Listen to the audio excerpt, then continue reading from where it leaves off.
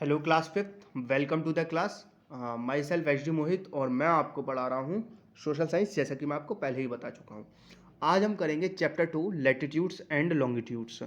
तो latitudes and longitudes का हम क्वेश्चन आंसर सॉल्व करेंगे आज। तो चलिए स्टार्ट करते हैं। Answer this questions. What do you mean by latitudes? Latitudes का मीन क्या होता है, यानी कि लैटिट्यूड को आपको डिफाइन करना है। The imaginary lines that run from east to west are called latitude. Imaginary line जो कि ईस्ट से वेस्ट की तरफ जाती हैं वो कहलाती हैं latitude. Name some special latitude. नाम बताइए कुछ स्पेशल लैटिट्यूड्स के। ठीक है।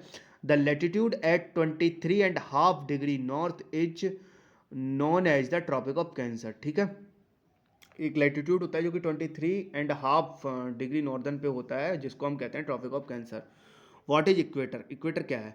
The latitude that divides the earth into two equal halves, the northern and the southern hemisphere is called the equator. Equator एक लैटिट्यूड है जो जिसने कि अर्थ को दो इक्वल हाफ में, यानी कि दो टुकड़ों में बांट रखा है।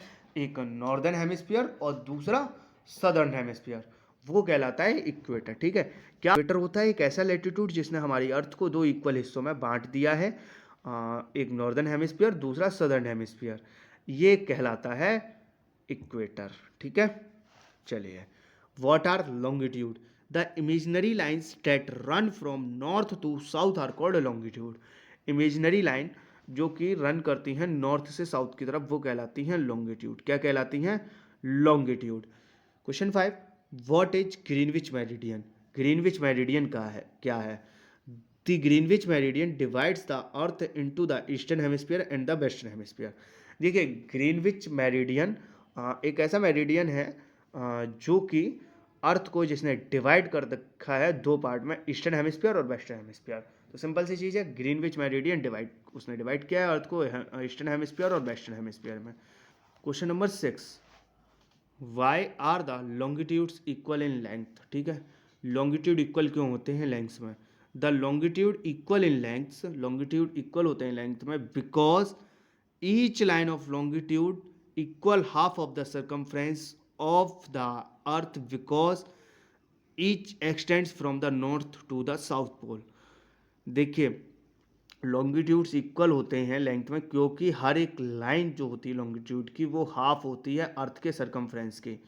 बिकॉज क्योंकि ईच एक्सटेंड फ्रॉम द हर एक नॉर्थ पोल से साउथ पोल की तरफ जाते हैं, इस वजह से।